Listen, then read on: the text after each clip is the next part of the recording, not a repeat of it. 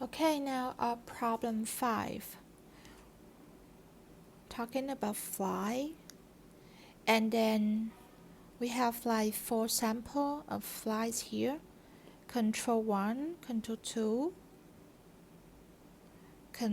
experimental group 1 and experimental group 2.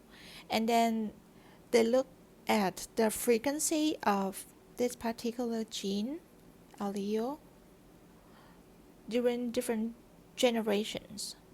So from the first generation up to the 50th one. Okay, and then they study 2 allele, so that would be the ADHS, and if it's not that, it would just like the ADHF. So there's just 2 different kinds of allele here.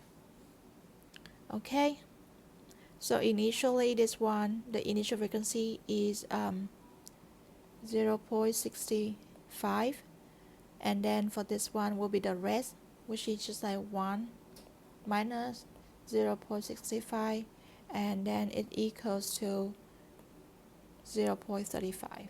Okay, now they ask us like from the data in the graph,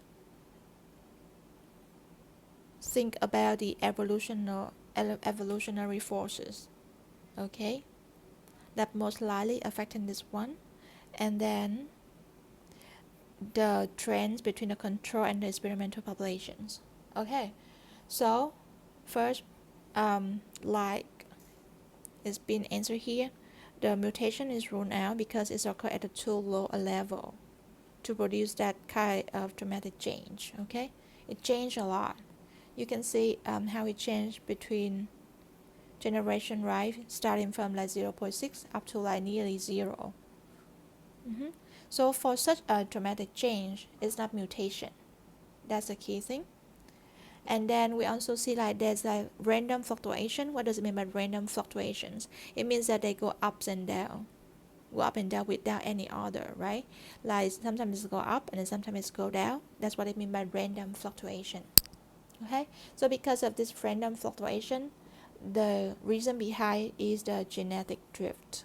Okay, next about the tendency.